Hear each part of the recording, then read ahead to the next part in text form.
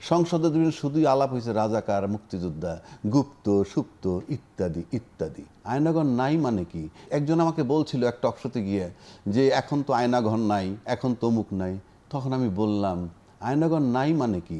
যারা আয়নাঘর বানাইছিল তাদেরকে সরাই দেওয়ার মানেই তো এগুলা নাই। এটা তো আপনাদের উন্নয়ন না। অর্থাৎ একটা অপশক্তি সরাই দিচ্ছি, সরাই মিলে সবাই সরানোর পরে খারাপ খারাপ মানুষটাকে সরাই দেওয়ার পর সাথে সাথে খারাপ কর্মগুলা থেমে গেছে। এটার মানে তো আমি উন্নয়ন করিনি।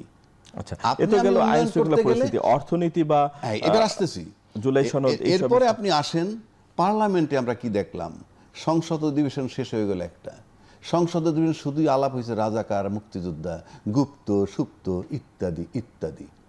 যেখানে পার্লামেন্টে ঘরে বাইরে সব জায়গায় বলা হয়েছে জুলাই সনদ নিয়ে, নির্বাচন নিয়ে যাতে বাহানা না হয় সেজন্য জুলাই সনদে স্বাক্ষর করেছিলাম। আবার দায়িত্বশীল ব্যক্তি বলছেন গণভোটে স্বাক্ষর না করলে নির্বাচন হইতো না। তার মানে কি? আপনারা জনগণকে সাথে দেওয়া প্রতিশ্রুতি ভঙ্গ করেছেন। তার চেয়ে ট্র্যাজিক বিষয় হইল বিরোধী দলে জামাতের আজকে ৬৮টা সিট, তার সাথে মহিলা সংরক্ষিত আসন পেয়েছে ৮টা, ৭৬টা আসন পেয়ে তাদেরও কোনো বলিষ্ঠ পদক্ষেপ আমি দেখি না।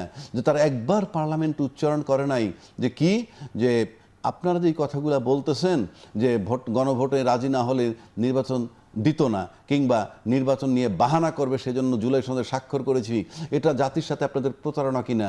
যদি হয়ে থাকে করলেন কেন? এই আলোচনাটা তো সংসদে উত্থাপন করা যেত।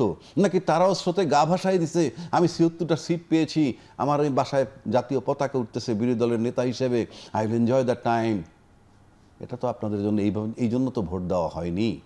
এবং যারা পার্লামেন্টে আছেন তারা একবারও পরিষ্কার করে বলতে পারেননি জনগণ তাদেরকে ভোট দিছিল কেন।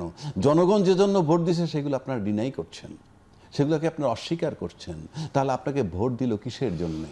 যদি বলেন আপনার নির্বাচনী ইশতেহার, আপনার নির্বাচনী ইশতেহারও যদি আইসা থাকে, আজকে যারা ক্ষমতায় 2/3 মেজরিটি পেয়েছেন, সেখানে আপনার যে ইয়ে ছিল ৩১ দফা, সেখানেও তো সংবিধান সংস্কারের কথা বলা ছিল।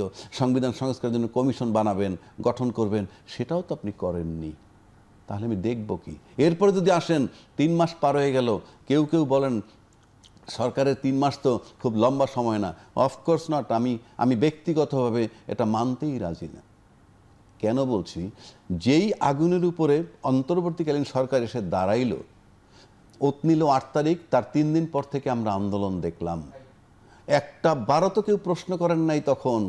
এরকম অবস্থায় তাকে সময় দেওয়া হোক।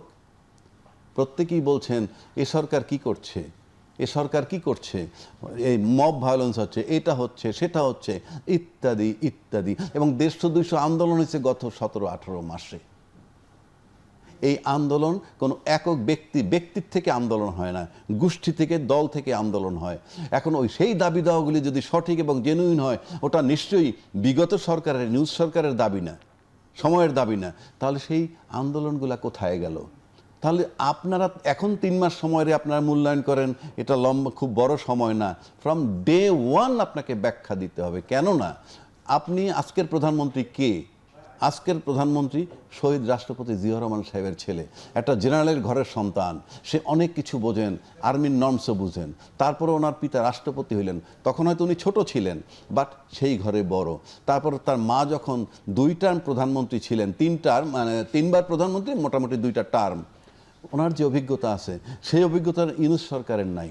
সেখানে ইউনূস সরকার যে বীর দর্পে 17 মাস চালাইলো, আপনার তো দেখি 3 মাসেই ইউ আর গেটিং নার্ভাস।